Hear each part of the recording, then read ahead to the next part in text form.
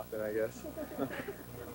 Robbie Raynard feeling pretty good about that second on the podium, though. Yeah, and good about beating Ricky, and you can see on look on his face that he's kind of surprised by that statement, but sometimes these guys get misquoted, and he may have meant something else. Our 125 riders at the line getting ready right now. There you see number 1, Steve Lamson, back in action after missing 4 races. This will be a tough ride back. Even if you were healthy and just sat out for a few weeks, you still have some catching up to do. Lamson's been out for a while, plus I think physically he's 100% yet, but he's good enough to do some racing. He's going to ease his way back into it. As we look at the Suzuki track map, Ricky Carmichael takes us through it. There's some downhills, and it's a little muddy in practice. They watered it a lot and plowed it up. There's some good jumps. I don't know about that Larocco leap thing on a 125. You're not going to see me doing it, but other than that, some good tabletops, some doubles, a little triple, and I don't know, ready to rock. Art, the track here at RedBud is one of the longer tracks. You can see the long, wide starting area, fast first turn, and the Larocco's lead that he was talking about has been made quite a bit steeper this year, so the 125s will have trouble there. A very fast track and not too much room for passing once you get by this wide area. Wyndham, a great start. Deegan is right there. Lamson, Skaggs, Pashon, Casey Johnson. All good starts. It's Wyndham, the hole shooter. Ryder clipping the hay bale and going down. Not one of the favorites. I think it was Doug DeHaan, David, as we see Wyndham coming over the jump. Lots of big, fast jumps on this track. Huge variety. That's the first one they encounter, a big ski jump. Come around that corner and you can't see anything but sky and you drop into the valley. Kevin Wyndham with good speed. This guy has had more bad luck than I can ever remember. One race, he never left the gate because of ignition problems. A rock hit a pipe the next race. Also, he's made his own bad luck by going down a couple of times, but he's looking for his very first victory, David. That is amazing to me to think that Kevin Wyndham has not won a race this year. He's had his opportunities. He's been out front just like he is here, but it's been bad luck. It's kept him from winning the moto, and I would think that's got to come to an end here pretty soon. It's a Team Honda battle for second place, number 29, Scott Sheik, and Steve Lamson. What a strong start for Steve, just coming back into it. Steve has always gotten good starts, and he's going to get an opportunity to look at Wyndham, who's been at least one of the fastest riders out there this season in this class. He'll be a real good gauge for him right off the bat. Riders with a couple of weekends off prior to this race, and Lammy said he was going to go fishing. Well, he went up to Mammoth Mountain and went bar to bar and won the 125s there with that tremendous motocross they stage every year. It's a beautiful facility, and it also gets very rough up there, sandy soil, high altitude, and he's strong enough to win there. I would say he's strong enough to win here today, and he's certainly got to look at the leader. Good track time for Lammy. Right now he's looking at the back of number 29, Scott Sheik. Sheik, a win on the season at Mount Morris. He did about everything he could do. 2 hole shots and led every lap. Swept him, 1-1. That's what Lamson was hired to do, but in his absence, Scott stepped up and did the job at Mount Morris. Remember, that's where he won his first moto last year, so he's obviously comfortable there. And he's had a little bad luck since then. He hasn't been able to keep that thing upright. But when he does, he's fast. A favorite track of Lammy's, coming off the flu last year, taking the overall victory with a 3-1. That was his 8th moto win of the year. But very impressive, it was the 3rd overall in a string of 7 overalls in a row. He also had little trouble winning back in '95. They see Carmichael working on Pashon. These guys are, Carmichael dropping both feet off the pegs as he compressed into that valley. There's a rut there, and it just grabbed his feet right off the pegs, but stayed right on the bike. Takes a lot of strength to hold it wide open with no feet on the bike. Carmichael not having an easy time of it, trying to get by Team Suzuki's number 27, Mikel Pashon. Carmichael with a fairly slow start for Ricky, about 5th or 6th. He doesn't usually worry about that too much. I know he'd rather get the whole shot.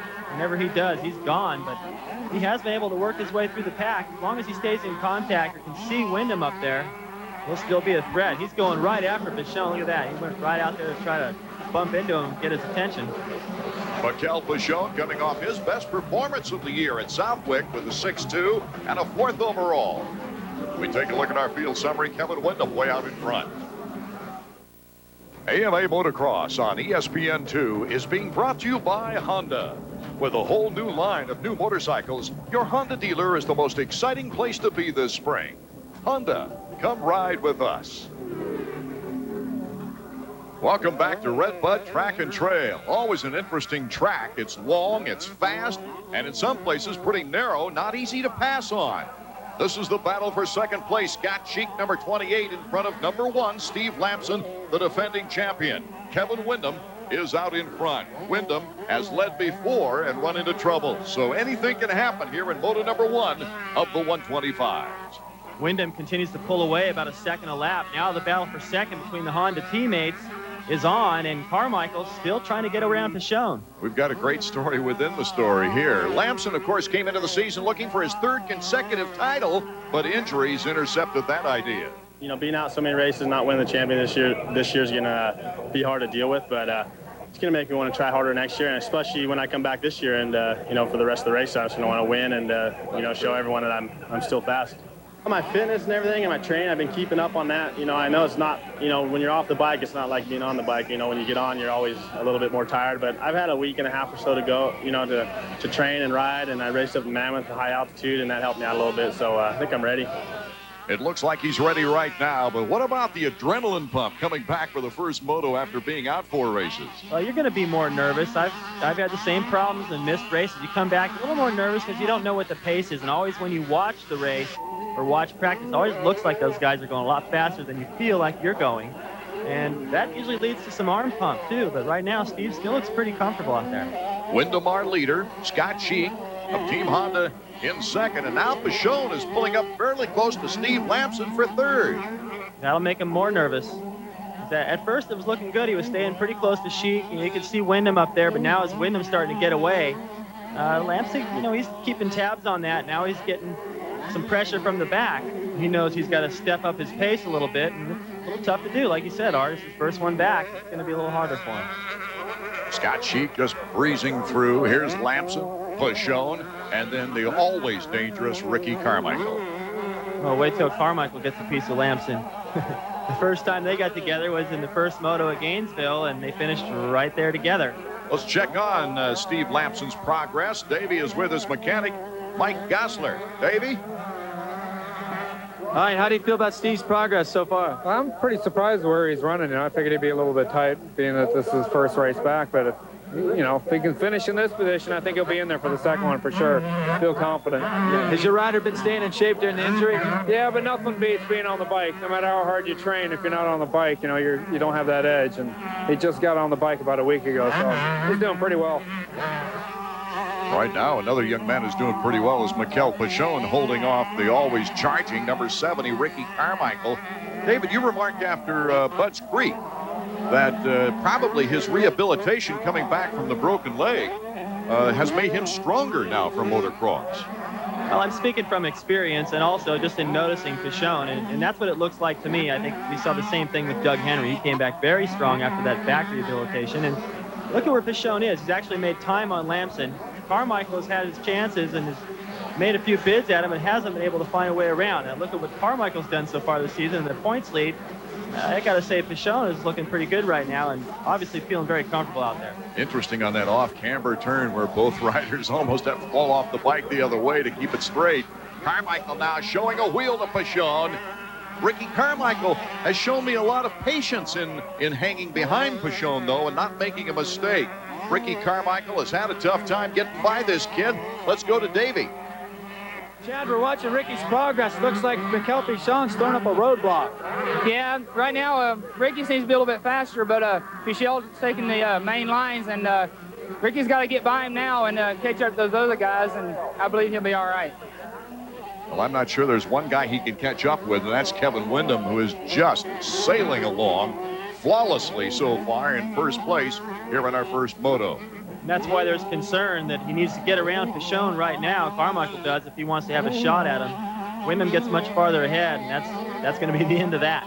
Well, this is the first of 4 motos on the afternoon, and the track is really, in some places, getting rutted up big time. Yeah, already very choppy coming out of some of the berms and the switchbacks down in the valley. Up here, it always stays pretty smooth, especially when they go into the start area. They keep that disc up. Whoa, Carmichael banging a little bit. Ricky Carmichael trying to take over 4th place, does so. And it was a pretty aggressive move. He had to get in there and bang a little bit. you know, that's about as polite as he could be to make that pass, and I think Pichon isn't upset with it. He knew that he left the door open a little bit right there, and Carmichael was just close enough to take advantage. Well, this has been a very polite race so far compared to your days. Well, there were times during my... Oh, geez, look at Carmichael right there, flying all the way up into the corner. He is desperate right now to make some ground on this man right here. Wyndham is starting to disappear from his view. Been quite some time before we checked into our leader, Kevin Wyndham. But take a look at his technique and his speed. You can hear how early he gets on the throttle right there and feathers that clutch. He doesn't want those R's to dip down at all. Very aggressive. Kevin Wyndham, of course, very good friends with his mechanic, Ali Seymour. And Davies with Ali down in the pit area. Ali, looks like Kevin's checking out again, but are you guys all nervous that bad luck's going to creep up? I sure hope not. I mean, it's in the back of my mind. I don't think it's in the back of his too much. He forgets about it, but I don't know. We've had some pretty crappy luck in this outdoor season, and hopefully it's changing right now. Hey, what's with these starts? That's 3 hole shots in a row. I don't know. He's just timing the gate good, and that Yamaha's pulling him great. Ali Seymour has taken nothing for granted. I don't blame him either. No, he's also being pretty modest, too, about that bike. And he knows how that's tuned, and that's probably why he's getting that hole shot, but he is getting a great jump at the gate, obviously. A good reaction to get out there in front. Taking a look at the field summary, Wyndham, Sheik, and Lamson 1 through 3. Pichon slipping to 5th. Welcome back to Buchanan, Michigan. RedBud Track and Trail, a traditionally tough track, as we're in moto number 1 of the 125s. Art Ekman, David Bailey, and Davey Coombs down in the pits. 107, Ronnie Titchener. As he came up to that Larocco's leap there, heading up the hill, he was looking over his shoulder, seeing who was back there to possibly challenge. After coming back on the American circuit, after winning several Japanese national championships, he's steadily improved. You see him running in 6th place. He's coming from a 19th, an 8th, and then a 7th. He's trying to better those overall performances here. As Kevin Wyndham is our leader, number 7, Scott Sheik, coming over the finish line jump, with Lammy pretty close to him now. What looks like might be a good battle for 2nd place shaping up. Ricky Carmichael has some space to pick up on 3rd. Mikel Pichon. Those top 5, you can see, are quite a ways ahead. And the gap between all those guys really hasn't changed much, other than Carmichael getting around Pichon. They've stayed pretty much the same, and when you consider how long the lap times are here, boy, it's not much. It's maybe a half a second a lap, which this racetrack is not much. Ronnie Titchener in 6th, and Stéphane Rancada out of France, riding for Honda of Troy in 7th. Number 112, having 1 podium performance this year. Hey, look at the way Lamson and Sheik are riding. Even though they're losing a little bit of time to win them, and they're still got a great pace. It's like downhill skiing. You look at the results there, and the difference between like 1st and 5th or 6th is only like a couple of hundredths of a second sometimes. That's what it looks like today. Everyone's very even out there. Boy, Rancada looking so smooth. You wonder why he's so far back. The guys are just going faster out front. Yeah, it's a fast track, very fast pace, and although the track's pretty rough, these guys are able to sneak around and find the smooth lines right now. Everyone's got about the same lap times going, and hard to make up time like that. But later in the race, you'll see some things start to change. I notice Rancada does not have any hand guards, but our leader, Kevin Wyndham, has got those big white plastic hand guards. Well, with the hole shot, you don't need them, but if you get back in the middle of the pack, you get showered with some of those rocks, and just a precaution. I didn't used to like riding with them unless it was really necessary. Binghamton was a rocky track where I would choose, but the rest of the time it would mess with my concentration. Just felt like if the bike was heavier with those out there. Here's our field summary going through the top 10. Robbie Raynard now moving into 10th. It's one of the really fast sections on the racetrack where McGrath went down last year. A lot of ruts heading up into this right-hand big bowl turn. These guys are taking it tight today as it drops down the hill. It's a real technical part of the racetrack. Get into some tree roots sometimes where that berm digs down deep. That's the famous corner where Larocco took out his teammate Kudrowski, and then Kudrowski launched his bike at him after the race. That's right. And then this turn here, another tough one. You can see Casey Johnson going through there. Yeah, trying to stay straight in that rut as they go back out to the front, head towards Larocco's lead. Lammy is starting to make a little phone call saying, "I'm coming, teammate." Yeah, and Sheik doesn't want to pick it up. He's just going to let the recorder get this one. He doesn't want to. He wants to prove to Steve, no, you know, while you've been gone, I've picked up the pace a little bit there, pal. So just follow me around, check it out. Scott Cheek, a pretty gutsy rider. He's had some hefty crashes this year, but has come back fighting all the way. Scott started off with a 6th, a 2nd, a 3rd overall, and then his first win of the season before a 19th and 11th. Let's go to Davey. Bobby, we're watching Steve Lamsey starting to bring some heat on Scott. Does that surprise you? No, Steve's been riding really well since he's been, recuperating, so it doesn't surprise me. I just hope Scott can hold him off, but we're teammates, we're just having fun. I'll have whatever he's having. He makes you feel real good, doesn't he, Bobby Weindorf? Yeah, I want to just hang out with him for a while. He's always in a great mood no matter what. And his riders kind of the same way. They make a great team. Kevin Windham, our leader, number 29 in 2nd place. Scott Cheek with Steve Lamson in 3rd. Ricky Carmichael still is having trouble picking up with these two. He's in 4th. Well, I would think he's going to make some moves before the end of the race. He's been so aggressive. He'll pull out all the stops towards the end if he's got to make up a couple of positions to have a chance at the overall. And, of course, there's one consideration that we haven't brought up yet, David, and that's the fact that this is the first time he's seeing this track. There's going to be a few of those this year where he's never seen it. He's going to have a disadvantage, take a little while to learn it. Now they don't ride the tracks like they used to on Friday, so the guys that have ridden there quite a few times have a big advantage. Somebody like Lamson, of course, who Carmichael's still going to have to work his way around to even take a look at Windham. Got a lot more experience out here. As we take a look at Casey Johnson trying to catch up with Stefan Roncada, number 112. Casey, number 32 on the pro circuit, Kawasaki. He's been running up front a lot lately, a couple of podiums, and after getting that hole shot at Bud's Creek, a little more comfortable out there riding in the front with these guys. And now I think in the back of his mind, he believes like he belongs up front, and on a good day, he can challenge these guys. A little tough luck the last time they got together as he reached up for a tear-off. The front wheel caught, remember, and he went flying, but he still came out in the top 10. As we take a look at Lammy with the big roost, trying to catch up. The entire race, he's been chasing number 29, Scott Cheek, here in the first moto. Cheek reminds me of a boxer who just keeps coming back up off the canvas to battle you. We talked with him earlier. 100% after the Southwood crash, I am.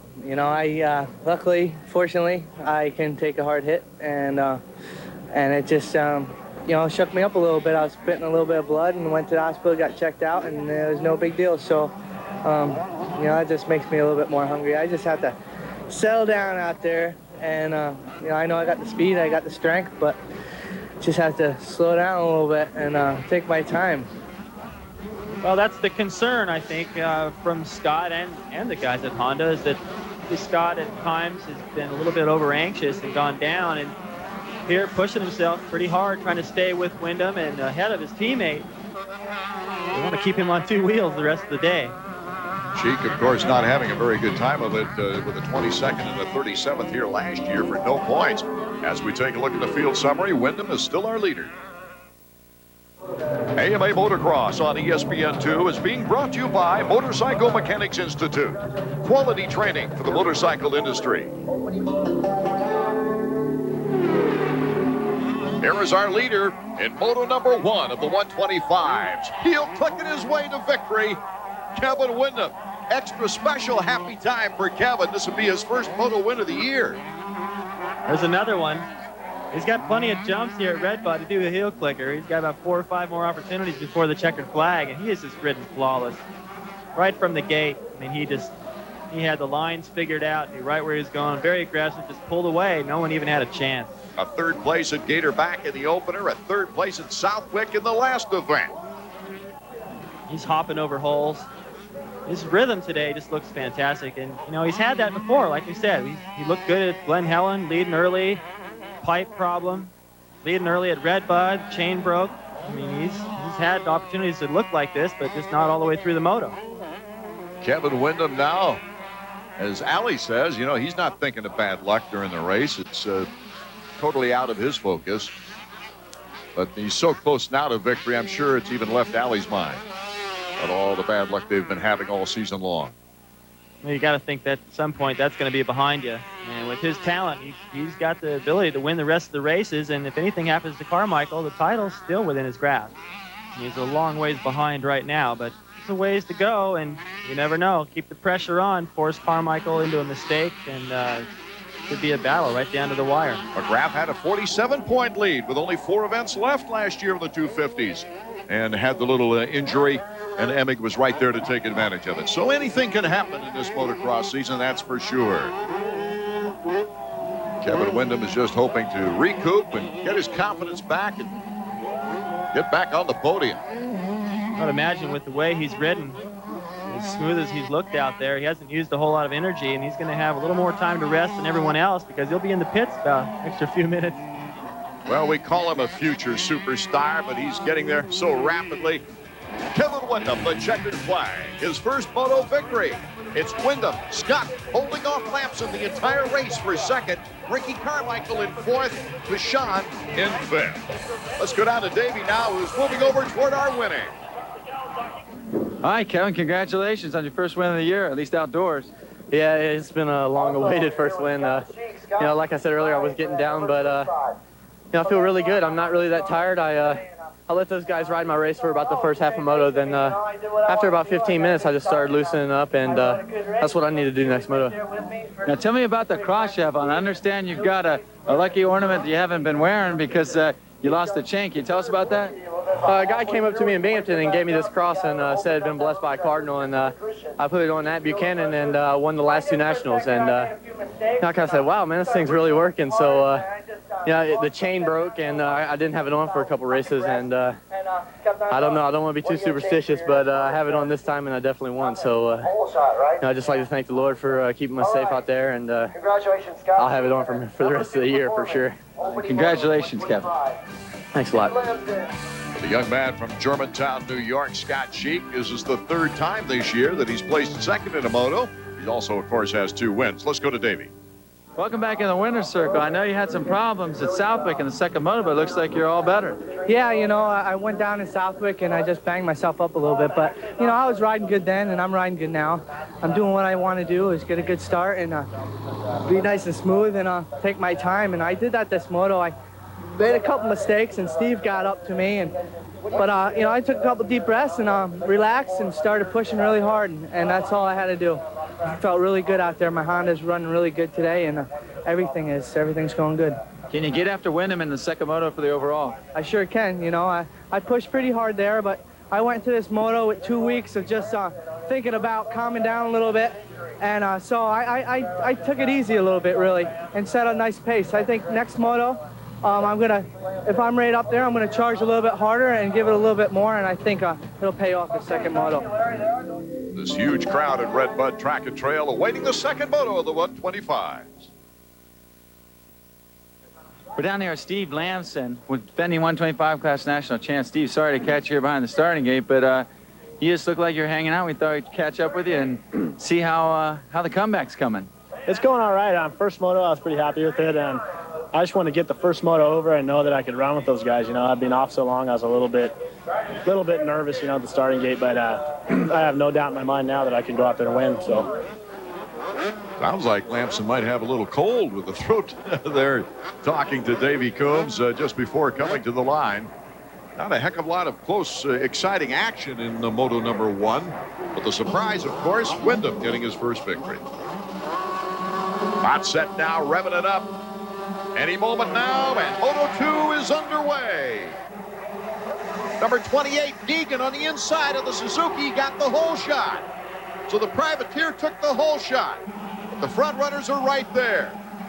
You see Sheik, number 29, moving into second place. Carmichael not far behind. Looked a little scary as he entered the first turn. Carmichael started to lean into the inside. Deegan was there, and he had to correct. Took his foot off. That could have been a bad pileup. They've had him here before at RedBud. Brian Deegan, who opened a lot of eyes during the Supercross season, winning and then launching his bike. How can you forget that victory? But he's had his injury problems ever since. Scott Sheik to the inside, takes the lead here in moto number 2. You heard him after moto number 1 saying, hey, if I got a shot, I'm going to be more aggressive. Number 70, though, Ricky Carmichael is right behind Deegan.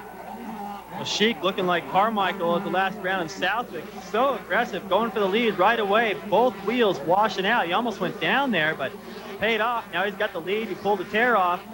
Got good vision, and more distance he could put between himself and Carmichael, the better, because Ricky is not going to have 2 bad motos. Oh, Ricky darn near went down coming off that little jump. good strength to control it. A little dance right there. You know, that's kind of normal for him. So some guys, I never liked getting out of control. I'd get out of control and my heart rate would go up, and I'd back it off for a few corners and get it back together. Carmichael, a little bit like Hannah that way. Very aggressive, and he rides that style, gets a little out of shape. It doesn't bother him. Carmichael in a battle for second place. Comes up wheel to wheel. Deegan has the inside. And then cutting inside to take second place now, Ricky Carmichael. What a great move. Deegan was trying to protect one side. Ricky just changed his mind and went the other. That was smart. Now you see Carmichael clearing his vision. They put a little water down the racetrack, usually between motos. They do that here and there, and the farther up front you can be, the less roost you're going to get. There's a little bit more water they put down leading up to this Larocco's Leap. Ricky laying it over. We can't say enough. You can see on the sidelines there, they're 5 and 6 deep in places that have been 1 and 2 deep in the past. A great crowd on hand here in Buchanan, Michigan. Boy, this is going to be an interesting matchup now because Sheik acted like, okay, I'm going to give it all I've got. The second moto, be a little bit more aggressive. Carmichael never likes to finish outside the top 3. Didn't have a very good first moto. He wants to come back and put a statement on it, try and stretch that points lead, and he's got to get around Sheik to do it, and Sheik is not going to be easy to pass. I thought he showed some maturity, though. Look, Damon Huffman, number 17, is in the fight as well. But back to my point, I thought Ricky showed a great deal of maturity in that first moto with patience, not overdoing it and endangering his points lead. Sure, it would have been easy for him to just go all out and maybe crash and finish way off the pace, but instead, with that big points lead, he can afford to take a few motos like that where it's not clicking, everyone's having a good moto, and just try to stay close, hope something happens. If it doesn't, come back out in the next moto and try and get the job done. Damon Huffman of Team Kawasaki really starting to hound Brian Deegan right now. Of course, Huffy coming off really some tough times with an injury at the beginning of the season, losing 2 races. He does have 1 second place overall on the season. That was at Budds Creek. As we take a look now at the battle for the lead, Scott Sheik, Team Honda, out in front of Ricky Carmichael from Pro Circuit. Carmichael just tipped his hand a little bit there and showed Sheik that inside line that he used on Deegan to get around. And if he's still behind Sheik when they get to that point, I don't think Scott's going to leave the door open there. Be interesting, too, the battle for the overall, as Wyndham really has some riders to pass before he becomes eligible after winning the first moto. Ricky Carmichael has a good shot if he can take the lead. Ricky Carmichael to the inside.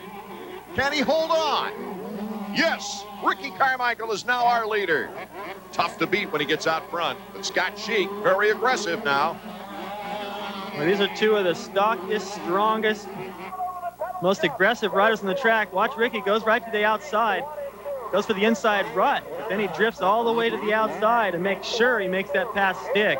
As he hit that jump bar to bar with, if I can use your line there, Art, with Scott Sheik, he pulls a tear off right there going, this is no big thing. Oh, Scott Sheik does a face plant, and he's hurt. It looked like he put his shoulder down and then his head into the dirt. The front end looked like it just got out from underneath them, and the first thing that hit the ground was his shoulder. See if we can get another look. And his pit board says, relax, flow. It happens right in front of his mechanic. You can see right there, the front end got out from underneath him, and his shoulder was the first thing to hit the ground. Just pulled it back, then his head hit. You can see the reaction from his mechanic. He went down right in front of him. So our new leader, Ricky Carmichael, on the move is Damon Huffman. Kawasaki 1-2, and look at Ron Titchener. Welcome back in the midst of the second moto of 125s. Scott Sheik walking off under his own power. Broken-hearted with a sore shoulder. Davey. Okay, tell us what happened. We just saw you come in the corner and you went down really hard. Is your wrist all right?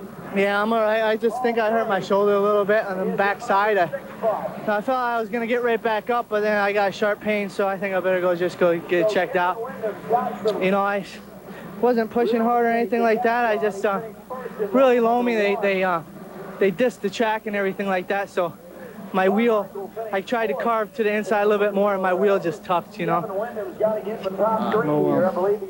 More hard times for Scott Cheek. That's the third race in a row as we take a look at a real good battle between Steve Lamson. Goes to the inside on Brian Deegan. Deegan, who got a great start the whole shot, now finds himself going backwards as Ron Titchener is on his tail, and Wyndham is right behind Titchener. That's a great cluster battle there. I can't believe that Lamson was able to make that pass heading down into the corner. It didn't seem like there was very much room, and still was able to get around. He needed to do that quick, get around, and still have a shot at Carmichael. And Wyndham has moved behind Lamson with Brandis number 33. Pace right now is very quick, considering the track is quite a bit rougher right now. These berms are deeper. Lines have changed quite a bit. These guys are on the move. Somebody's down right there. Oh, Ron Titchener. Tough luck for the young lad trying to come back on the American circuit. He's back up and running, though. Ricky Carmichael, our leader. Now, this is interesting because Kevin Wyndham has to get in front of Steve Lamson if he wants to capture the overall. Ricky Carmichael's in a good position right now. Damon Huffman in second place. Lamson in third. Wyndham in fourth. Little ironic right now that Wyndham, with his new good luck charm and his obviously smooth style, has got Lamson in front of him. Lamson coming off the injury. This is the 7th of 13 events this year. Let's take a look back at how we got to this halfway point in the season. Can't feel too good for a guy with a #1 plate on his bike looking for another title to keep dropping position. What was supposed to be the year of the Lamson-Wyndham showdown has turned into a showcase for emerging young stars. Lammy's absence due to a thumb injury and Wyndham's just plain bad luck have given a new breed of youngsters the opportunity to shine. Robbie Raynard took a moto win at Southwick. And Honda's outdoor ace in a hole, Scott Cheek, earned his first career outdoor national, catapulting him to second place in the points. However, the new kid on the block, 18-year-old Ricky Carmichael, has been blitzing the competition by winning all but 4 motos and 5 of the first 6 events. I feel pretty good. I didn't think I'd have as big of a lead as I do, but I just got to keep doing what I'm doing and stay on 2 wheels. Your new champion, finishing his final lap as the fireworks go off here in Las Vegas. In the 250s, Jeff Emig carried the momentum over from his first ever 250 Supercross title into the outdoors, charging to a 44-point lead. Another carryover from Supercross was the excitement. 5 different winners so far. Albertine, Bradshaw, Lusk, and Dowd have all joined Emig to the top of the podium. Behind this group, Doug Henry looked strong until misfortune struck him again, making him a team motivator for the rest of the 1997 season. Jeremy McGrath has been uncharacteristically inconsistent and is still searching for the right combination to regain his championship drive. Emig looks to keep the fire burning. It's just important for me to get out front, right off the start, because that's what I haven't done lately, is get good starts. And I don't like getting dirty, and I don't like having to pass people. I like just getting out front and doing my thing. With Carmichael and Emig dominating their divisions, it's interesting to note that Kawasaki has never won a 125 250 national title in the same year. They've got a great shot at it this season, and here in Moto number 2, number 7 must pass number 1 if he's to get his first overall of the season. He's definitely made up some time, but ever since he's caught Lamson, he hasn't been able to do anything else. He just stayed at this distance, so maybe Lamson has adjusted to that pace and isn't that worried about him anymore. David, let's go back into your memory book a little bit. Was there a point in time when you had a situation like this? You had to pass somebody for the overall. Of course, and it happened here in '86. As a matter of fact, in the 500 Nationals, I had to pass Ron Lachine to beat Johnson for the overall. Couldn't do it, so it was Johnson's birthday, and he got his present. Here we have the battle still going on as Wyndham tries to get in front of Steve Lamson. Let's check back with Davey. Mike, Steve looks really strong. He's right in the middle of that Huffman-Wyndham battle. Yeah, I just hope he can get around Huffman and pull away from that a little bit. It kind of makes me nervous when they're all close like that, Putting on a pretty good battle back there. Was he tired at all between motos? No, his hand was a little sore, though. But I think just looking at him on the starting line, he looked a lot less nervous the second moto than he did the first moto. Our leader, Ricky Carmichael, number 70. Damon Huffman, number 17 in second, going by us there. Lamson next along with Wyndham. So we've got a nice tight pack out front like we had in the last race with the leader starting to pull away. you know, this is just amazing to me, Art. You've got Lamson, the national champion, riding pretty good in his first race back. Wyndham, who was flawless the first moto, chasing him down. Both chasing Huffman, who's got some 125 titles under his belt in the Supercross, way off the pace of Carmichael. Robbie Raynard moving up to 5th.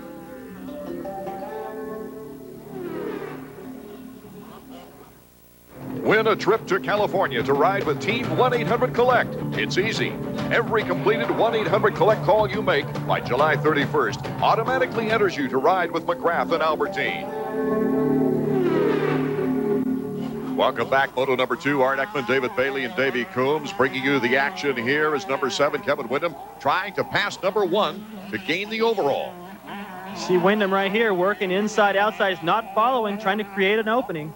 Kevin trying about anything he can to get by number 1. Let's check in with Davey, who's with Ali Seymour, Kevin Wyndham's mechanic. It seems like Kevin's having a really hard time getting around Lamson. He's just buying his time. Yeah, it's really hard to pass. The track's so fast. There's only one really fast line, and Slammy wants to use it, and so does Kevin. So I don't know. It's real choppy on the outside. If you get out of the ruts, it's real deep, so it's really one fast line. We'll see. What'd you tell Kevin about the overall last time? We need to get around Lammy for an overall position, so hopefully we can do that. This is the kind of racing we've been waiting for, that's for sure. Everyone anticipated the Wyndham-Lamson duel. And pretty much everything but after the first round. Look at that. Oh! That was slick, right down the inside. Just caught Lamson just relaxed a little bit too much right there as they came into the corner. Watch Wyndham. He'd already come from the far left or the outside. Used a little berm there and just cut all the way across the inside. He wouldn't do that every lap, that kind of a line, but it worked perfect right there to make the pass. You couldn't blink. Number 7 was by him. Now can he catch Damon Huffman? Number 17, not that far away from Kevin Wyndham. He'll still try to move forward. He won't take unnecessary chances because now that he's made that pass, he's got the overall. And I know he knows it. They're telling him on the pit board if he doesn't. Kevin Wyndham coming out of that deep rut, looking very confident in 3rd place. And Nate Ramsey's down. Nathan having more bad luck. Last 3 events.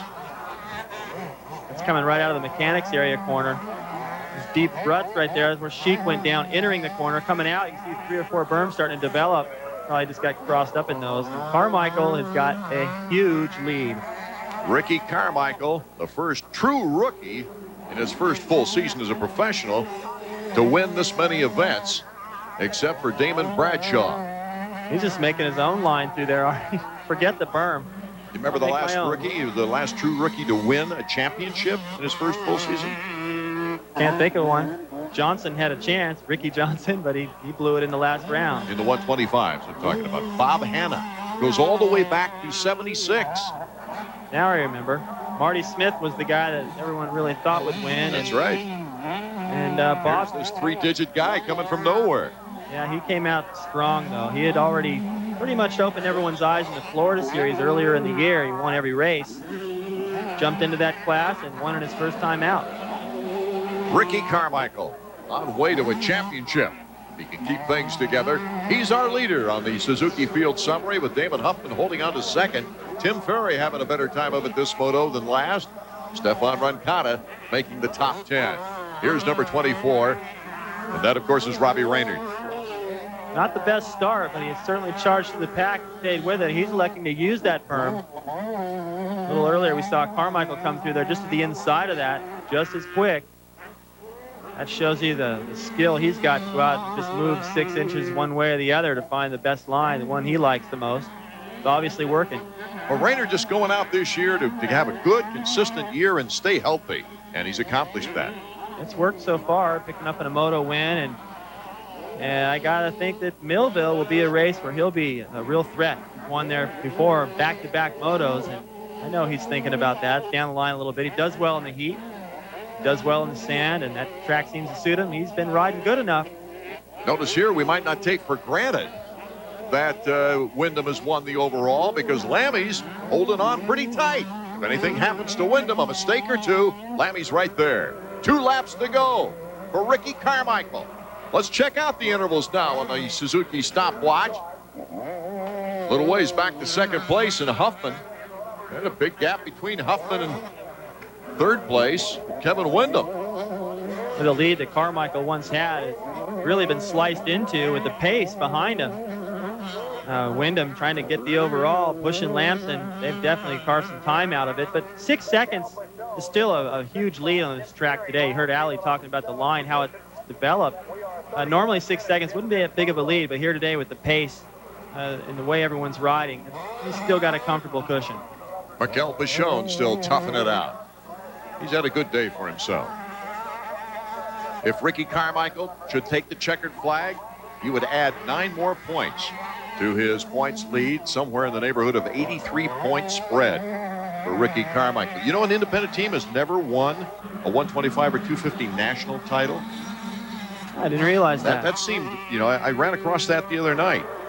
Brown, Jeremy McGrath, Steve Lamson, Pichon, Hughes had a game close. Yeah, very close. He lost it to Lamson. Well, just about every good rider that Mitch Payton has ever had on his team has always been signed away to a bigger factory team, and then they win the championship. But this time it looks like he's going to get one. Well, the independent teams like Pro Circuit and Honda Troy have given great mechanical support to these riders. There's no question about that. But Carmichael, my point is, could become the first. Tim Ferry moving to 7th place. Had a mechanical problem in the first moto. We didn't even mention his name the entire moto. That's how good this 125 class has gotten. The talent has gotten so deep that somebody of Tim Ferry's caliber, a 125 East Supercross champion, doesn't even get mentioned in a moto. Well, it says a lot for the future of motocross and supercross to have these young stars riding so fast and so effective. Heading up to Larocco's Leap. It's the big double. The 250s, I would think, might get over that little hump right there and make that into a triple. A lot steeper this year. There you see all the berms. Everyone talking about how hard it is to pass out there. It looks like there's a lot of lines, but as the day continues, the track gets a little rougher. All those berms aren't really all usable. There's one everyone likes. Good camera move there, following Ferry. We'll be right back as the action continues in our final 125 moto.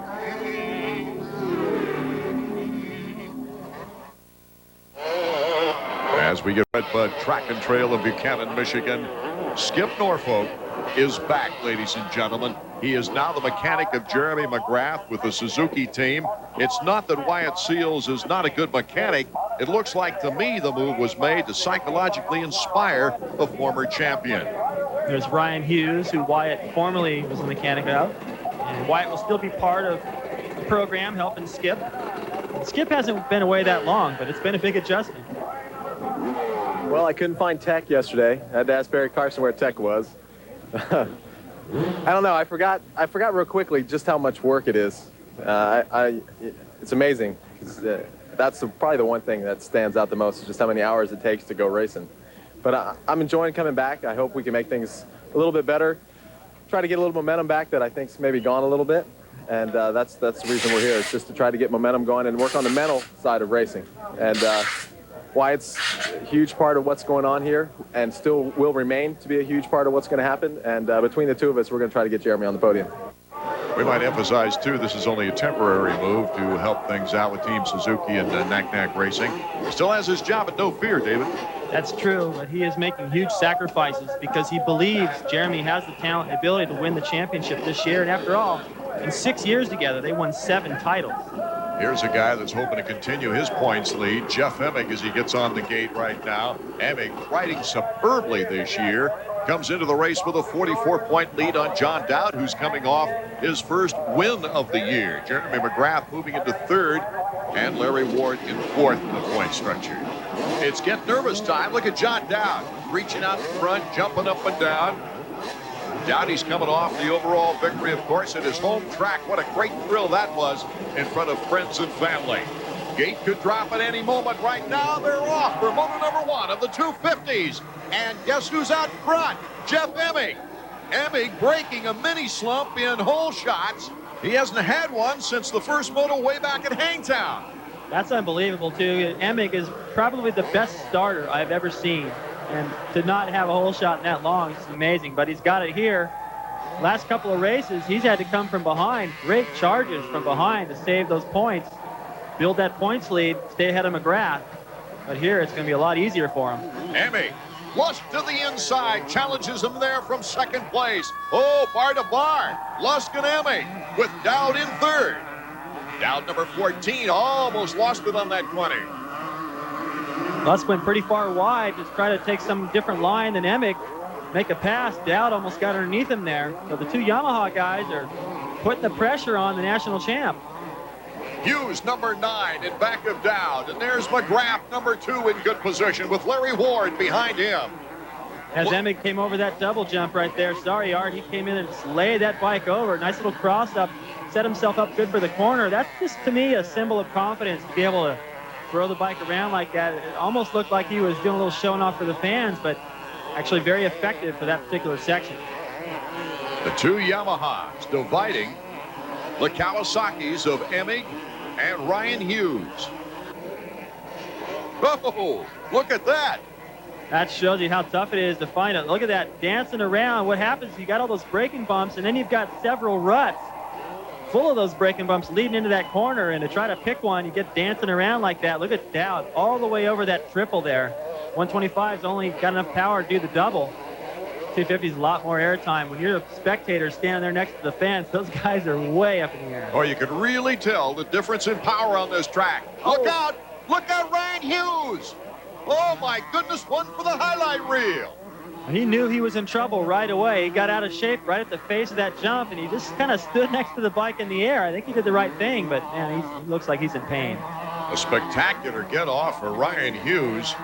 And here's a guy with so much potential, and yet it's crashes like this that just set him back a notch. Well, he was right there in contention to win this moto. Watch what happens right here. The lower part of the screen, see the front end? Yes. It washes out just before he hits the face. Then it comes back the other way and just sends him into a spin. And that's a big jump. That camera angle is from pretty far away. And look at his handlebars. Oh, look at that. It clamps. He can't even. Clamps, yeah. The triple clamps, the forks, the handlebars, everything's twisted. Even if he felt like it, he couldn't finish this moto on that bike. Our field summary, Jeff Emig out in front with Ezra Lusk in second place. John Dowd stays in third with Jeremy McGrath moving up a notch. Mike Kudrowski back in action in seventh. He won here at 94. AMA Motocross on ESPN2 is being brought to you by Dunlop. Simply the best for your bike. Welcome back. Moto number 1 of the 250s. Art Ekman, David Bailey, and Davey Coombs with you as we take a look at number 2, Jeremy McGrath. He's in good position in 4th place. He doesn't let Jeff Emig take away with it too much out there in the lead. He looks very aggressive to me right now. You can see a stripe back there of a skid mark he just left coming out of that corner. Does look like a new attitude in Jeremy McGrath after Skip Norfolk has joined the team. A little more sparkle in his eyes. One of his best friends back with the team. Yeah, he does look like he's trying, and it's a combination that it was hard for him to live without. I mean, to take away all the components that he had when he was winning. Earlier, Davey caught up with Jeremy before the race. Yeah, I'm pretty confident. Wyatt did a great job. You know, he's always been a big help, but it's just, you know, growing up with Skip and my whole career has been with Skip. It's been hard. It's been a big change, and maybe I was a little bit lackadaisical, you know, and with Skip back in there, it's kind of pushing me and motivating me, and I think it's going to help. Yeah, what about the RedBud track? I know you won here in '95, and by all rights, you should have won here last year, if not for a late fall. How do you feel about today?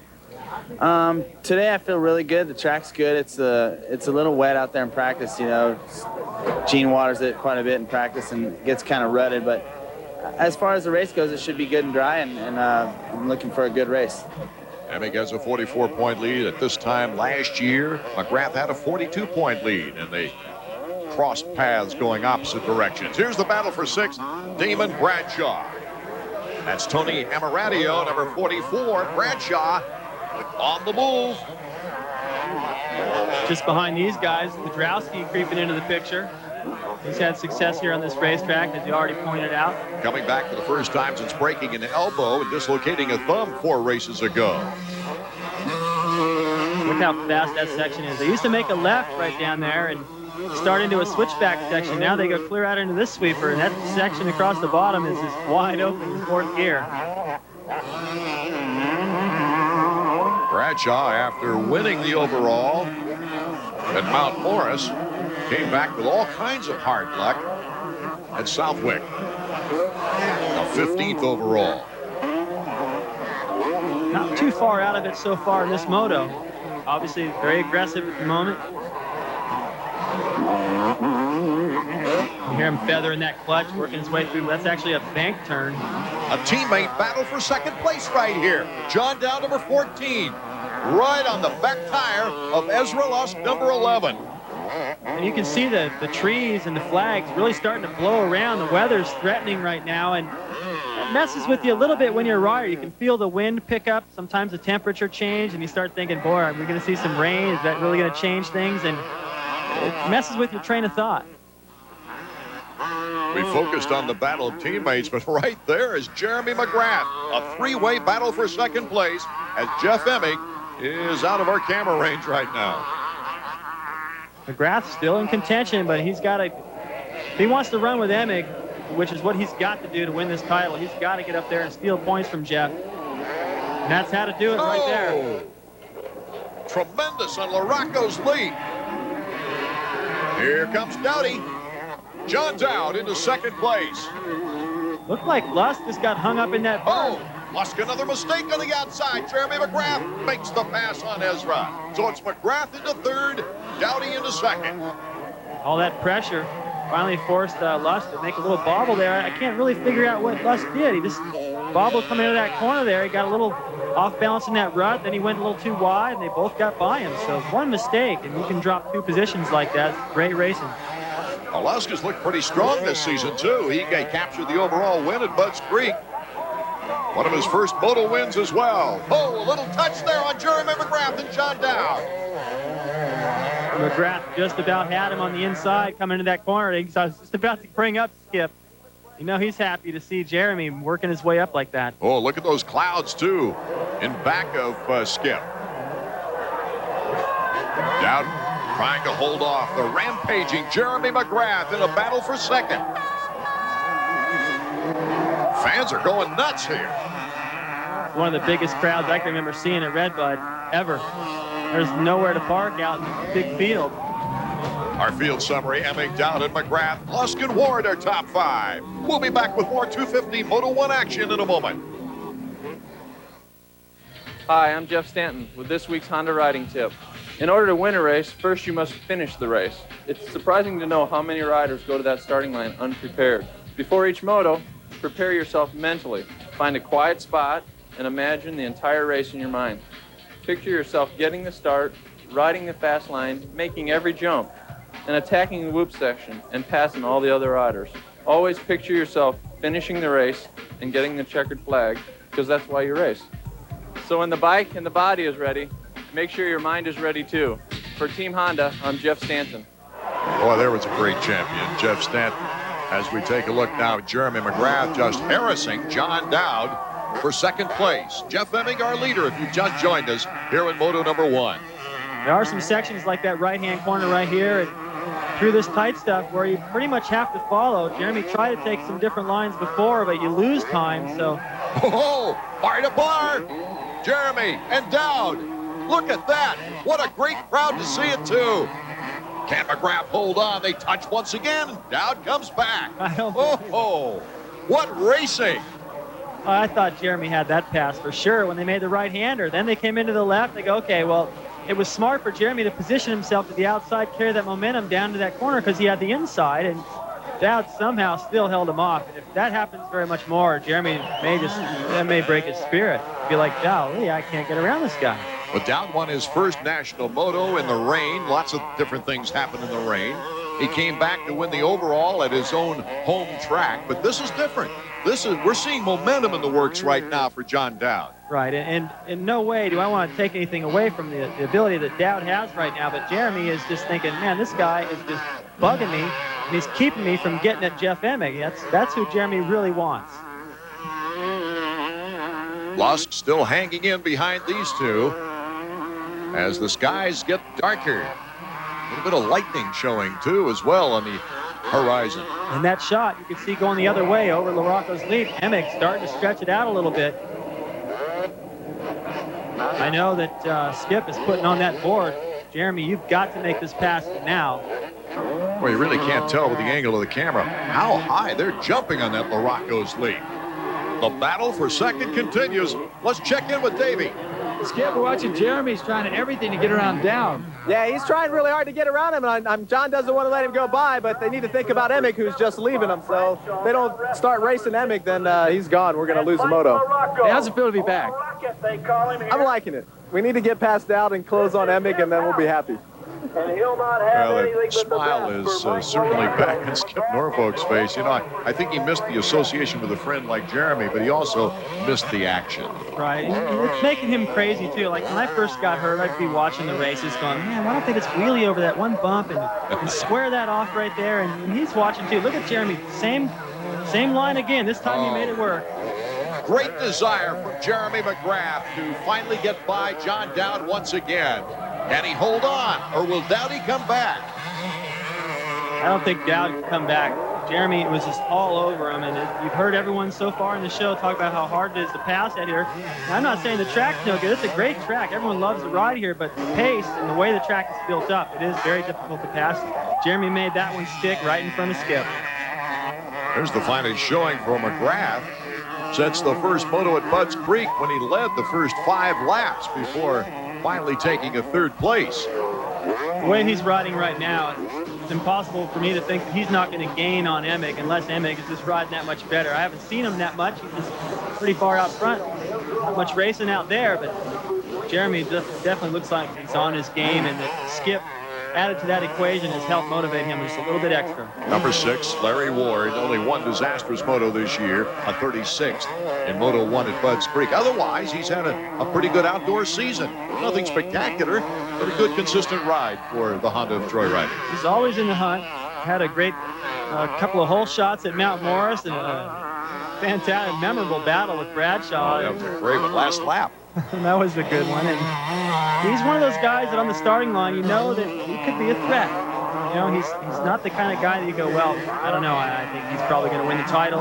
It's going to be between him and so-and-so, but he's definitely a guy that can win races, and he's always going to be a threat no matter what the conditions. Number 5, Mike Larocco. Bud's Creek was his best day, a 2.6 for a 4th overall, celebrating Father's Day in a big way. This is his home track, however, and he's done well here in the past. A 3rd last year, a 2nd in 94. Number 100, Mike Kudrowski. I still have trouble recognizing a triple digit for this guy. And he was the one that pushed Larocco back in 94 to that 2nd overall. The great battle they had as Kawasaki teammates over Larocco's leap. Ironically, come up just a little bit short. That takeoff is starting to get rough and affect their momentum. You're flat out. I think 3rd gear wide open up over that. Anything less, you'll come up short there. MK's comeback has not been one for the Hollywood script riders. Davey Coombs spoke with him earlier. I broke my elbow, my right elbow at was at Glen Helen in the first moto, and I broke my left thumb at the same time. So I was off for about 6 weeks. I wasn't riding or nothing. I had a cast on for 11 days, and I was in therapy for the rest of the time. And then I started riding about 2 weeks ago. Yeah. Now, you obviously the season hasn't gone the way, you know, 90 up to 94 and 95 and everything like that. What are your plans for next year? Really, I haven't decided. I haven't really talked to anybody here at Honda Troy, so it's kind of like, let's see what I can do from now till the end of the season and then decide. But you know, as of right now, I'm just concentrating on going out there and, you know, placing in the top 5 of the races right now, and then go for a win at least by the end of the season. What an accomplished champion trying to come back. We're here at RedBud, Track and Trail. Art Ekman, David Bailey, and Davey Coombs. We'll be back with more action after this. Welcome back. Our leader, Jeff Emming, not only leading the points chase, but also has about a 9-second lead right now, David Bailey. Doing everything right. He said he wanted to get hole shots. He's been missing that. And now he's got it. Just almost got into that lapper there. The guy getting out of the way. Doing a nice job, Jeff. Doesn't look like he's going that fast right here. I mean, look at these guys. It looks like they're in a battle, riding real aggressive, swapping a little bit. But I think I looked a little bit like that during the peak of my career. People used to say, man, it looks like you're going pretty good. In fact, they used to drive me nuts. I'd come in from practice. The Coster would say, well, you look pretty good. It looks like you could stand to get a little more aggressive during the race. I'm thinking, I was, but I was so smooth it didn't look that way. That's what Amick looks like to me right now. Jeremy McGrath still being hounded by John Dowd for that second place. Dowdy just not willing to give it up. It looks to me too like everything was flowing. He looked a little better earlier as he made his charge past everyone to get into second. Now I don't know, it doesn't look like he's quite as aggressive as he was earlier, or else Dowd's picked it back up. It's hard to tell. McGrath, a winner here in '94. Trying to hold on for second place here in our opening moto of the 250 action. Sky's getting darker and darker. So far, the rain has held off in this area. Here comes Dowd. Dowd with the edge on the inside. Oh, it looked like he surprised McGrath. John Dowd retakes second place. This has been an outstanding battle all race long. Oh, he threw his goggles off. Jeremy leaves the goggles behind, so he's not going to want to be right behind the roost. Well, that's unbelievable. That's something you see that in a mud race, but not on a day like this. What a move by John Dowd. Let's check into the mechanics area with Davey Coombs, who's with Brian Berry. Well, Brian, you're exactly right. John had some more fight left in him after all. Yeah, I could see it when he was behind him. He was looking back a little bit, and I think he was maybe a little tight, maybe a little nervous, and for sure he learned. You can see a couple lines that he's changed up on, that Jeremy showed him, and it helped him. Jeremy also had some problem with his goggles, so that kind of helped us out too. Back to the action on the track now is Jeff Emick. Holds on to his lead, and Jeremy McGrath is trying to get back into second place. He's losing a little time now to John. Oh, more trouble now for Damon Bradshaw. He's having to walk the bike back. This is after that big ski jump, long straightaway. He's on the other side of the valley, so for him to get back to the pits is a long ride, a push. Hard to tell what he's messing with there. Unfortunate day for Damon Bradshaw. He's had the gas cap loose there, like he's thinking he may have run out of gas. This early in the race, with this far to go anyway, it seems like that'd be impossible. But what an unfortunate break for Bradshaw. Just trying to get things rolling with that win at Mount Morris, and then just more bad luck after that. What an exciting moment that was for Manchester Honda and Damon Bradshaw, as he's a big favorite at that track. I just really hate to see somebody with that kind of talent, potential, just to have so much trouble and to keep him out of from battling with the front runners. I mean, he's capable, maybe not running with Emick consistently, but here and there on a good day and a track where he's comfortable and a decent start, he's definitely capable of it. And just little bad luck problems keeps him from doing it. Here's our defending 250 champion. He has 2 overall victories this year. 3 seconds to put him up there on top of the points. Everybody knows this is his favorite track, and Davey asked him what was so special about RedBud. Luck, maybe. I don't know. No, I mean, I really like racing here at RedBud. I mean, it's no secret to anybody. I mean, every time I get out here, just like this morning, I rode the first lap of practice, and I was just kind of, I could just kind of feel the energy and everything. Not that I'm all weirded out or nothing, but I mean, I felt the energy. I felt the flow. This guy sparkles on camera now. He's so loose with your questions and everything. What a great personality, and it's coming across the camera. And it's not like he just picked up that personality with this big points lead. He's been that way all year long. He's been very relaxed and confident, and that's good to see. There was a time when Jeff was, we had to bleep out most of what he said, but he's certainly matured, and his interviews are very entertaining. That's true. And of course, he's overcome a speech impediment, and he's showing us his real self right now, making this moto look like practice. The checkers for Jeff Emick. It's Emick's 7th moto win in 13 motos this year. Jeff Emick winning moto number 1 with John Dowd in 2nd place. McGrath nails down 3rd. Mike LaRocco comes up for a 5th place finish. Lusk, Kodrowski, Button, Amaratio, and Brian Swink rounding out the top 10. Let's go to Davey. We saw the RedBud fans out in full force. The Jeff Boat fan comes here, and you reward him with a first moto win. Congratulations. Yeah, it was just, I mean, it was just one of those classic RedBud rides for me. I got the whole shot, and I really didn't think about anything else. you know, except for my lap times and what my lead was, you know, whatever I was getting on the board, and you know, I was just out there having a good time, you know, just riding just like I felt like I was in practice or something. We talked to your mechanic, Jeremy Albrecht. He said that's the best start you had in a long, long time. Perfect hole shot. Yeah, it's been a long time since I got a hole shot, and I had got a, I'd got a lot of hole shots this year, and you know, so I'd kind of had a bit of a dry spell, and I just don't like having to pass guys. I like getting out front and staying clean. Yeah. And speaking of staying clean, I know a lot of times you give your jersey away after the race, especially here at RedBud, but you got to keep this stuff all day, don't you? Yeah, there was a mix-up with the mail or something, and I have one set of gear for all day. So all you amateurs out there, you know, sometimes we don't use, you know, 3 or 4 pair of gear. We just have one, just like the amateurs. It's just like riding in the old days. We'll let you get back to the truck, Jeff. Congratulations. Thanks. Well, the fan club is happy. There's no question about that. Will there be the 3rd sweep of the year for Emig? Coming up, moto number 2. Between motos, it's get your bike put back together and rest your bruises if you're Ryan Hughes. All right, Rhino, we missed you on the track. Can you tell us what happened? I was just practicing for my next career, my stuntman career. I was passing John Dowd for 3rd place, and I was going up to face the tabletop. And I came inside of him, my front end washed out, and then it hooked up and kind of threw me sideways off the side of the track. So I was going off it, and I was kind of looking at where I was going to land, and it didn't look too great, so I kind of jumped off the bike. But I was okay, but they broke the triple clamps on the bike, and I couldn't ride. So, you know, if nothing would have happened, I would have been out there riding, but I'd have to save it for next moto. An unfortunate way to come off a 2nd place, 5th, and 3rd place overall finishes in his last 3 events. Here's Skip and Wyatt just kind of working on Jeremy's bike, thinking of their strategy for Moto 2. Joel Robert, a 6-time world champion, is here for a special Legends attraction at RedBud. Why are you here at RedBud? Oh, it's very special story because about 2 years ago, a guy from Chicago, Terry Good, called me in Belgium, and he said, I have your 250 Grand Prix since 72.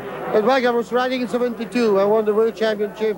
I say it's impossible. I was in Belgium because those bikes was cracked before they came to the factory back, and nobody got the bike. And I came in 2 years ago on holiday in the States, and I passed to his home in Chicago, and really there was a bike. There was the 72 250 bike, and it was mine also.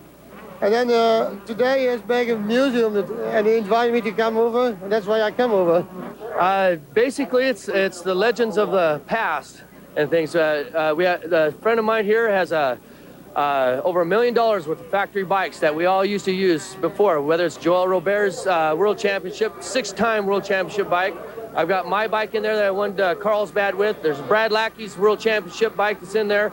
Got Bob Hanna's championship bike, Ken Howerton's, Rex Staten's. There's just so many in there, and it's something that the public really doesn't know much about, and we're trying to get it back in because this is what started all the sport.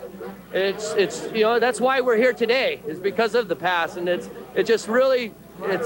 awesome. I just love it. Every overall victory Emig's had this year has been a 1-1 sweep. Can he do it again as we get set for our 2nd moto? Let's go down to the gate now where Davey Coombs is. Thanks, We're down here on the starting line. Just an interesting development. Rarely do you see 2 top riders line up on the far inside of the starting gate of a national. If you look right over here over my shoulder, you see Greg Albertine and Ryan Hughes. They both DNF'd the first moto. They're on the very, very, very bad spots on the far inside on most tracks. But since this is a left-handed start, who knows? They might pull a hole shot for the inside. Let's see how both Albertine and Hughes do here. Hughes with a 39th and Albertine with a 37th place finish, David. Well, I would much rather be on the far inside than the far outside. You can see towards the outside and left of your screen, there's some empty spots. That's not the place to be. Let's check it out. It looks like Dowd and Lusk fighting for the hole shot. Lusk number 11.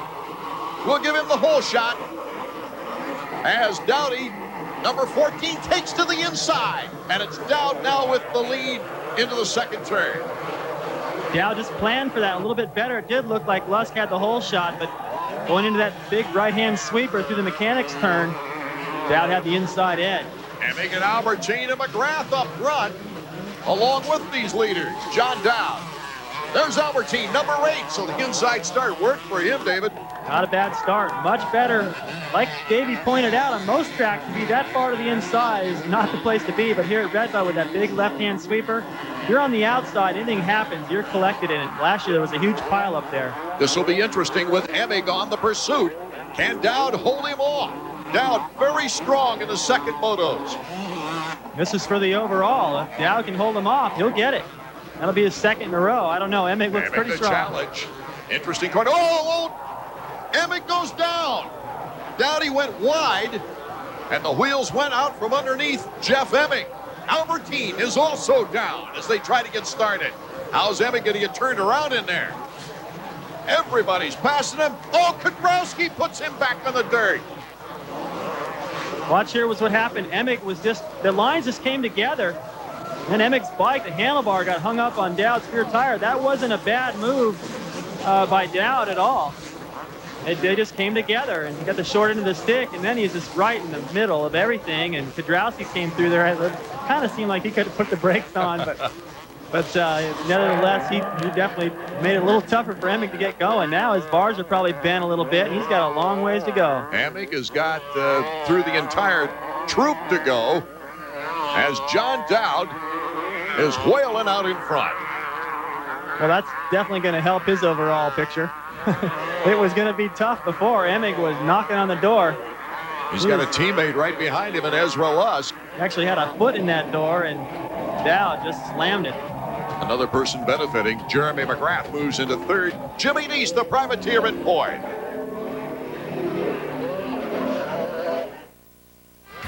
In this week's Suzuki Flashback, we're staying right here at RedBud, the year 1991. At the start of the first moto, it was Bradshaw with the early lead, followed by defending champion number 1 right there in local boy Jeff Stanton and his Honda teammate number 8, Jean-Michel Bale.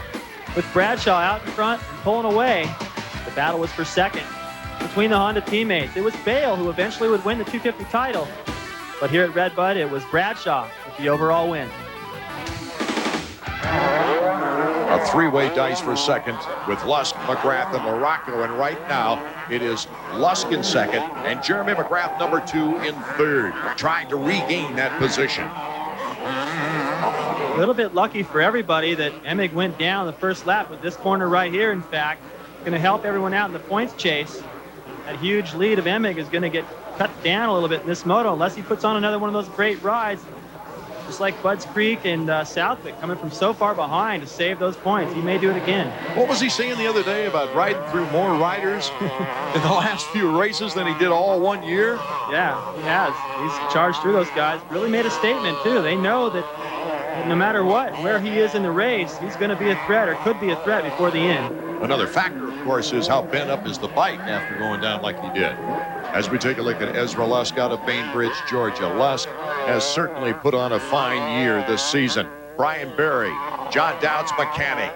That stopwatch ticking away as he writes down the instructions for his leader. Lusk behind the leader, then Jeremy McGrath, and then number 5, Team Suzuki's Mike LaRocco. You see Jeremy right there using so much body English to try to keep that bike a little lower to the ground and land on the downside of that plateau there. Get a good drive off the backside. Jimmy Button, Team Chaparral, and Larry Ward kicks his back tire, and Larry goes down. Looked like he was just trying to get in there and stay aggressive, keep the pressure on, just touch the back tire and high-sided. If he'd have been laid over just a little bit more, wouldn't have gone down. Watch this, see the front tire? Just hits him, and Larry wasn't leaned in. Had a little more momentum. Button decided to cut that corner a little tighter than Larry expected, I think. Disappointing after a 4th place finish in the first moto for Ward. Here's Lusk and McGrath. It's pulling up tighter and tighter with LaRocco on McGrath's heels. And you know, in the mechanics area right now, Skip is just trying to do anything he can from the mechanics area to get McGrath into the lead right now. If he was able to do that, he'd really be able to capitalize on where Emig is in the points situation. So far, we've had 5 different winners on 4 different brands. A big contrast to last year at this time when we only had 2 different winners on 2 different brands. Incidentally, the national record is 7 different riders in 1 year. That's the same record they've got in Supercross. And before the year's out, enough competition to challenge that record, too. Jeremy McGrath hasn't won yet. LaRocco hasn't won yet. There's two that could sneak through there with a victory before the season's out. Mike LaRocco in 4th place. After a 5th in the first moto, he's improved 1 position. He's got his teammate and Lusk right there in his sights. He's actually made up a little ground on these guys, too, so his pace is good enough to move around them if he can find a way. But as we've heard all day, the track is a little tough to pass on. Typically towards the end of the final moto, the track's the roughest. There's the most lines. Guys make more mistakes. It's a little easier to pass. Here's LaRocco's leap. We're only a few miles to the Indiana border. Mike LaRocco's home track. Yeah, just 'cause, I mean, it's home. I grew up riding here, and you know, it's a fun track, a lot of cool jumps, and basically just the fans get behind me more, and it makes it more fun. You know, I don't know why they call it LaRocco's leap. David, you were the first to jump it. Well, I did it on the 500, so maybe that doesn't count. And you're not from that area, right? Here's the big battle once again. It's for 2nd place. Jeremy McGrath not letting Ezra Lusk off the hook. Showing him a wheel here and there, looking for a place to pass. This is the McGrath I like to watch. Very creative, finding a different line everywhere. Got his wheel in, making the rider in front of him nervous, making him think about him, cover those lines, and when you do that, typically what will happen is the pace will slow down just a little bit because they're riding defensive, try to hold you back. And that could be the advantage of Dowd. He's starting to pull away just a little bit, but at the moment, it looks to me like Lusk and Jeremy are, whoa, Jeremy goes down. Jeremy getting right back up. Restarting the engine to get back in this race. Needs those points. Nice and quick. He's not hurt. Now, I was just about to say, it looked like they had a great pace going. We're pushing hard, and that's the effects of pushing real hard. Sometimes you make a mistake. Skip's got to be going, oh, boy, what an opportunity we had there, and now he's got to work his way around back into that position. It's not going to be easy. Ryan Hughes, after that spectacular crash in the first moto, is in 9th position. I'm surprised he's even back on the track. He's one of those guys that just, he's like Henry, you know, take a licking and keep on ticking. Nickname him Timex. Let's start thinking Rolex this time of year, David Bailey, as we take a look at our Honda Field summary. Dowdy still out in front with Lusk, LaRocco, McGrath, and Ward.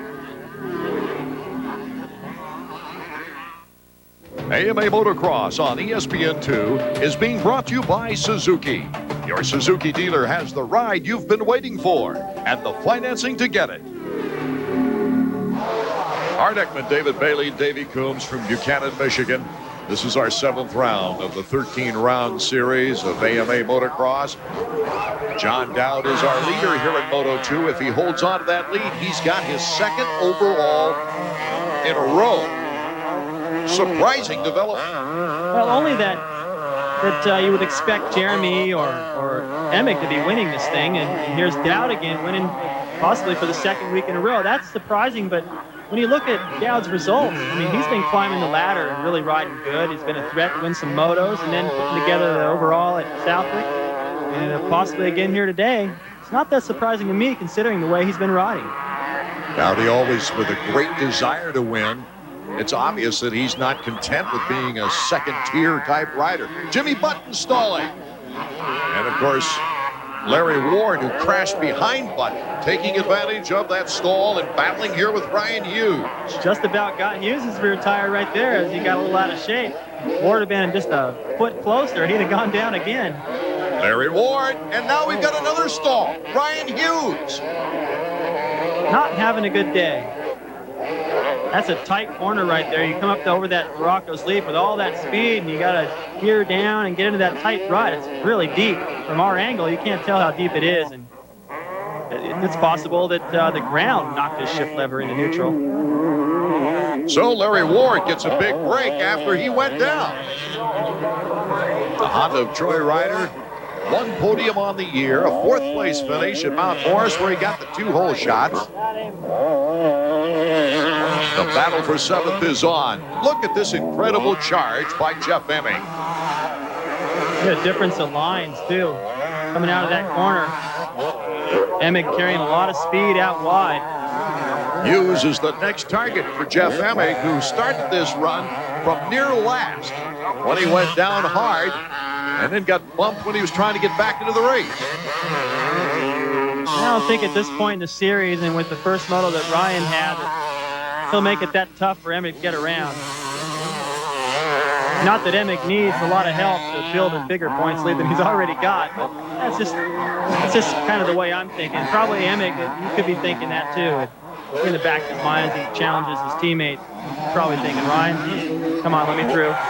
It's not going to make any difference in your overall today with the finish you had the first moto, but I need to get up there and make sure I win this time. Ryan looking back to see who was there. And of course, Jeff Emick really is probably more concerned and has the easy way around Ryan Hughes, just as you called it. Jeff Emick moves into 7th place, looking now for 6th place. Not that far off. Just an incredible ride. He is really charging, just wide open all the way through there. Didn't even have to let off for that jump. Look at that, his lines really coming together good. If he'd have had it stayed upright, boy, he'd have given John Dowd fit. You know, this reminds me, the rain avoided us. We lucked out here today. This could have been a real tough race. In the mud, look at all these deep ruts, all these off cameras, all these hills. Imagine how deep those would be in a big rainstorm. Here's Ezra Lusk and Mike LaRocco still going at it for 2nd place. Look how hard LaRocco charges off that jump into the corner. When he lands, can't get right on the brakes. Got to feather him, and then as that bike rebounds, it gets light, gets compressed down again. Then he can get on the brakes both hard. Try and make that corner, and then some of the riders are cutting that corner tight. Others, like we saw Emick just a moment ago, go sweeping way out wide, carrying all that speed. Oh, Lusk gets a little squirrely, but still holding off Mike LaRocco. You can imagine the fans who they're with right here. Bainbridge, Georgia versus South Bend, Indiana. I think they're rooting for number 5. I think so too. Okay, our Honda Field summary. Dowd still holds on to our lead. It's McGrath in 4th. Welcome back. RedBud Track and Trail. We've seen some outstanding racing today, and some of it not out front. As we mentioned, number 1, Jeff Emick, who had the whole shot and took a nice dominating victory in Moto number 1, went down early in this race and is fighting back all the way from about last to 5th and 6th positions. Right now, he is hounding Larry Ward to move up again. The way he caught Larry Ward and the lines that he has out there, this is not going to be tough. Well, there he goes. Made it look awful easy. Right around him. And, you know, you've got to have a lot of confidence in your training to go out there and ride that hard from that far back. Think of the energy he used getting up in that corner right there. All the way back to 5th. He got up twice from everyone running into him. So he's obviously in shape, very focused on where he wants to be, and that's back out front. Carry that number 1 plate another year. Well, many times this year, even though he's leading in points, he's had to slip up through the field after a bad break early in the race. I like to see that, too. You know, you get the whole shot all the time, which Emick has done, especially up until just recently, whole shot at just about everything. Well, you know, it's not that tough to win races. It's not easy, but certainly a lot easier. And to see him charge from behind like that and really have to dig deep here and there, that shows me he's got a lot of versatility and he's able to do whatever it takes to win a championship. It gives him the true credentials of a champion. Yes, no doubt about that. Larry Ward trying to get back into it, doing some sitting down. Looks like to me he's gotten to the point where, forget it, I can't run with Emick's pace, and there's no one else back there to challenge, so I'll just settle down and finish out the day. So a masterful job by Emick. A good recovery by McGrath, but a great race out front with John Dowd. Boy, look at the airtime there. That is just, I mean, if you could somehow figure out how high they're jumping and how much distance they're covering at the same time, that's pretty amazing. 1 lap to go for number 14 for his 2nd consecutive overall victory. Takes a look over his shoulder. He's not going to see much. It's a lot of space. Great ride. It really came down to that first lap. Getting aggressive like that, stealing that whole shot away from his teammate Lusk. And that corner right there. And then... winning the confrontation with Emick. Yeah, he had the right line. Well, he's just riding beautifully. Strong, fast, smooth. He's putting it all together. You know, 2 wins in a row on completely different types of racetracks.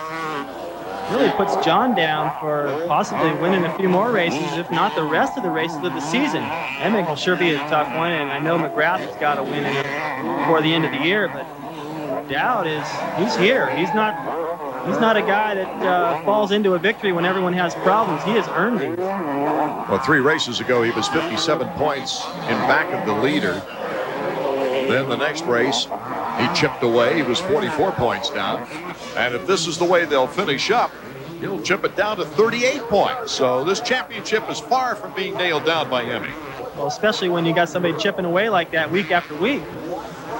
Here comes Dowd. Whoa, the flag man telling the lappers to either move out of the way or that the contender is coming through, almost put it in Dowd's mouth. I think he wants the other flag in his mouth, the checkers, and he's on the way of doing that right now. Won't be long. He's got a good enough, well, not a good enough lead. Look at Lust. He is making a last-ditch effort. Flew through that corner and paid the price. Got a little high-sided there, but still a lot of momentum. He's thinking moto win here. He is riding on the edge to catch up with his teammate. A 1-2 Yamaha finish. Oh, if Dowdy can hang on, this would be the first back-to-back wins for Yamaha by the same rider since Bradshaw did it back in 1992. Let's see if he can hold off his teammate Ezra Lusk. I thought he had a decent lead. Oh, almost a heel clicker. I don't think he's thinking celebration yet. He's thinking about it a little bit. Although I wouldn't want to go back to the trailer if Lusk took me on this one. John Dowd. Boy, this must feel great. Southwick was like, well, okay, it's home track. But here, different conditions, different soil, winning again, earning it, got to feel really good. Good starts, good strong performances all the way through. Checkers for John Dowd. A great race for this young man. AMA Motocross on ESPN2 has been brought to you by Honda. Between now and July 31st, you can get a great deal on a great bike during the Honda Ride-Off. Honda, walk in, ride off. John Dowd, his 3rd moto victory of the year. And another big story, of course, Jeff Emig coming from near last to finish in 5th, saving points as he is the points leader. Let's go to Davey now, who's with today's happy winner. John, congratulations. 2 wins in a row. What a surprise. Man, I'm as surprised as anyone else is. You know, I got a lot of respect for all these guys out here, and I know there's so many guys that can go fast at any time. So I just, my Yamaha worked great today with the Bridgestone tires. I got some good starts, and I've been working with Gary Semix lately with my training and stuff, and it seems like it's all kind of coming together. Now, I know that everyone expects you to win at Southwick. You always do well up there. But RedBud, man, this comes out of nowhere. Yeah, I don't know. I mean, I have no idea what happened here, but I was just, I had a lot of momentum coming off of Southwick. I was really pumped for that race, and I was just working really hard on trying to bring the momentum to this track. I've never really done that great here, but I've done good at a lot of other tracks around the country, so I figured why can't this be one of them? Couldn't happen to a nicer guy, John. Thanks a lot. Can't tell he's happy, can you? His wife and new baby. He takes the overall. Jeff Emig moving up to 2nd. Jeremy McGrath on the podium with a 3-4. Ezra Lusk recovering nicely from that 6th place finish in the first moto. Of course, he's signed for next year to join Team Honda. Let's go back to Davey, who's with Ezra. Okay, Yoke, just like Southwick, a really solid ride and 1 moto today, but you had a hard time tying together 2 motos for a good overall finish. Yeah, for sure. Southwick was, I fell practicing up at one of John's tracks and tweaked my knee a little bit, and it was bothering me a little bit that day, and I just got fatigued. I couldn't really stand up on it, and man, a track like that where it beats you, you have to have your legs and your arms. And I had a good first moto, second moto, I crashed, but today we put it back together and we're back on track. Yeah. That second moto, you were running right with your teammate, John Dowd. I know that you might have orders, you might not have orders, but you're thinking I better not pass him. He's going for the overall, he's going for the title. No, I knew he'd get the overall. He just had to beat Jeff, and Jeff fell early on, so I was going for him the last few laps there. I wanted to set a pace, and I didn't really want to go any faster than that, but man, the last 4 laps I was just as strong, so maybe next time I'll go for it. Well, congratulations on that second moto. Thanks a lot. Jeff Emig losing only 6 points to second place Dowd, a 38-point advantage with 6 events remaining, going to Unadilla, a natural terrain Euro-style track. That's where we'll see Stefan Everts, only 6 points away from wrapping up another world championship. He wants very bad to win on U.S. soil. Art Ekman along with David Bailey. Davey Coombs saying thanks for being with us. This has been a production of ESPN, the worldwide leader in sports.